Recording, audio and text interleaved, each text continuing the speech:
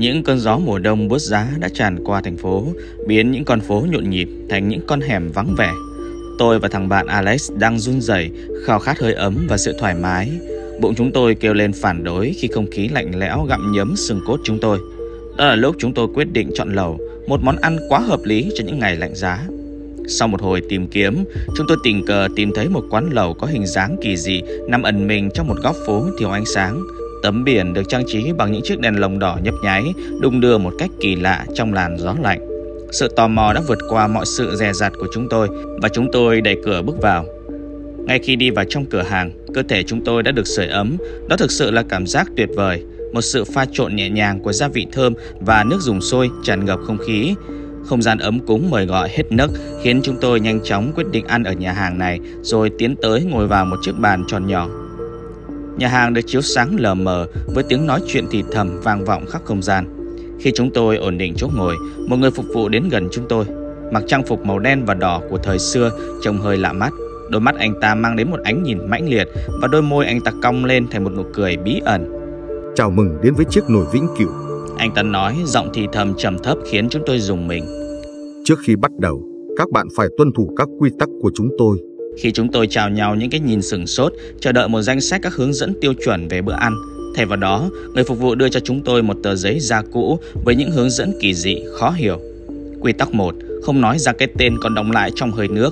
Quy tắc 2, đừng nhìn lâu vào đèn lồng nhấp nháy. Quy tắc 3, không được rời đi khi đồ ăn vẫn còn. Chúng tôi cười khúc khích trước bản chất bí ẩn của các quy tắc, coi chúng là một mưu đồ tiếp thị thông minh. Tiếng cười của chúng tôi vang vọng khắp nhà hàng, thu hút sự chú ý của những thực khách gần đó. Tuy nhiên, người đàn ông ngồi ở bàn bên cạnh nhìn chúng tôi với vẻ mặt nghiêm túc mà có phần lo lắng. Cẩn thận, anh ta lẩm bẩm, nhìn chằm chằm vào chúng tôi. Những quy tắc này không phải là trò đùa. Bị hấp dẫn bởi những lời cảnh báo đáng ngại, chúng tôi quyết định gọi đồ. Chúng tôi gọi một nồi lẩu gồm nhiều loại thịt rau và 3 loại nước dùng. Hơi nước bốc lên cao tạo thành những con đường hấp dẫn. Quên luôn cả những chuyện quái dị ban đầu, chúng tôi hào hứng cho những nguyên liệu đã chọn vào hỗn hợp đang sôi sùng sục. Khi chúng tôi thưởng thức bữa ăn ngon lành, cuộc trò chuyện xung quanh lại diễn ra khá tĩnh lặng. Tuy vậy, điều đó cũng không làm bữa ăn của chúng tôi bớt ngon. Tuy nhiên, khi đã dần no bụng, bầu không khí kỳ lạ của nhà hàng trở nên rõ ràng hơn khi chúng tôi bắt đầu để ý những chi tiết nho nhỏ. Những chiếc đèn lồng nhấp nháy tạo ra những cái bóng kỳ lạ, tiếng ngân nga của một giai điệu thuộc về thế giới khác và thỉnh thoảng có những âm thanh thì thầm xa xăm. Bỗng nhiên, dòng suy tư của tôi bị phá vỡ khi người đàn ông bàn đối diện hét ầm lên cái tên Jessica. Ông ta la lên bằng sự cuồng loạn như thể đã tích tụ nhiều cảm xúc, mặc cho người đi cùng ra sức can ngăn. Lúc này không khí âm u đặc quánh một cách đáng sợ và những cơn ớn lạnh chảy dọc cơ thể chúng tôi. Những chiếc đèn lồng nhấp nháy điên loạn khiến nhiều người sợ hãi ôm nhau la hét. Và khi mọi thứ trở lại bình thường, người đàn ông bàn đối diện đã biến mất, chỉ còn lại những vũng máu và tiếng la hét kinh hoàng của người ăn cùng. Tôi nhìn Alex đầy sợ hãi, những bàn khác cũng xôn xao, nhưng chỉ ở mức bình luận, như thể đây không phải là lần đầu họ chứng kiến chuyện này. Người phục vụ xuất hiện ở bàn đối diện, vẻ mặt không thay đổi. Quý khách đã vi phạm quy tắc nên phải nhận hậu quả. Anh ta nói lớn dường như cho tất cả những ai trong quán nghe thấy. Hãy lựa chọn hành động của bạn một cách khôn ngoan. Trả lại anh ấy cho tao. Cô gái ngồi cùng bàn hét lên, lao vào tát người phục vụ một cái, rồi cầm cổ áo anh ta giật liên tục. Ngay lập tức, mắt anh ta bỗng nhiên hóa đỏ và đẩy người phụ nữ ngã xuống đất. Cô ta khóc lóc điên dại. Mọi người tính chạy ra đỡ nhưng toàn thân đều bị giữ lại trong bàn ăn. Và giữa cơn tuyệt vọng, người phụ nữ đã đọc cái tên đọng lại trong hơi nước để rồi biến mất như người đàn ông lúc trước. Người phục vụ thản nhiên tiến tới dọn dẹp bàn ăn của hai người, còn tôi thì thấy ngộp thở đến đáng sợ. Alex lúc này mới thì thầm rằng khi cái tên xuất hiện, có những giọng nói bên tai thúc giục anh ta phải nói ra cái tên đó. Khi nãy, lúc nó suýt nói ra thì người đàn ông đã cất tiếng trước, vì thế mà may mắn sống sót. Giờ thì trông cậu ta run rẩy như một con chuột bị mèo tóm được. Giai điệu ma quái ngày càng lớn hơn, vang vọng khắp nhà hàng, cứ như thể chính những bức tường đang rung chuyển với một năng lượng nham hiểm. Người đàn ông bàn bên cạnh lúc này cũng kể cho chúng tôi biết anh ta đã chứng kiến vài người bị chịu hình phạt như vậy vì vi phạm quy tắc.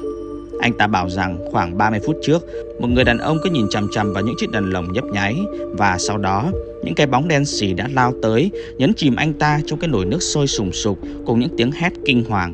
Anh ta bảo còn nghe rõ tiếng da thịt đang bị cái nóng làm tan chảy. Tôi rùng mình, khẽ hỏi anh ta sẽ không rời khỏi cái tiệm ma quái này. Anh ta chỉ lắc đầu ngao ngán bảo rằng chưa ăn hết đồ nên không dám rời đi, sợ bị trừng phạt vì vi phạm quy tắc. Tôi vội vàng kiểm tra lại danh sách các món mà chúng tôi đã gọi, còn khá nhiều món chưa lên, vậy là chúng tôi còn phải ở lại đây khá lâu nữa rồi. Sau sự biến mất quỷ dị của hai thực khách, chúng tôi nhìn các nguyên liệu với vẻ mặt nghi ngờ. Tôi không thể nhìn chúng theo cách bình thường được nữa. Các loại thịt có một ánh sáng rực rỡ như thể chúng tôi đang phải ăn các thực khách vi phạm quy tắc. Còn các món rau dường như đang thay đổi màu sắc và hình dạng. Trong nỗ lực tuyệt vọng để giành lại quyền kiểm soát, chúng tôi quyết định đối đầu với người phục vụ. Nhưng khi chúng tôi chạy đi tìm kiếm, anh ấy đã biến mất một cách kỳ quái, chỉ để lại mùi gia vị còn sót lại và một luồng hơi lạnh sau lưng.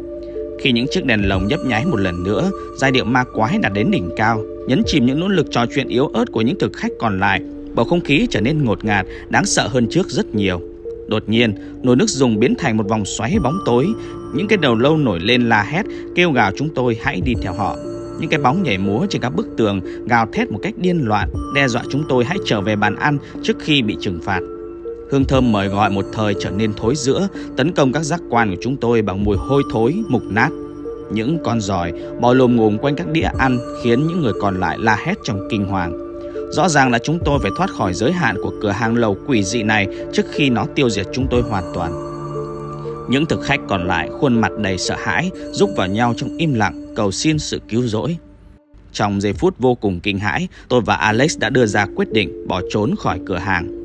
Sau tiếng hét ra hiệu, chúng tôi chạy hết sức qua cánh cửa chính đang mở, tiếp tục chạy qua những con phố thiếu ánh sáng. Cái lạnh buốt giá khiến chúng tôi cảm thấy nhẹ nhõm hơn so với bầu không khí ngột ngạt mà chúng tôi đã bỏ lại phía sau. Khi đã đến một khoảng cách an toàn, chúng tôi quay lại nhìn chiếc nồi vĩnh cửu.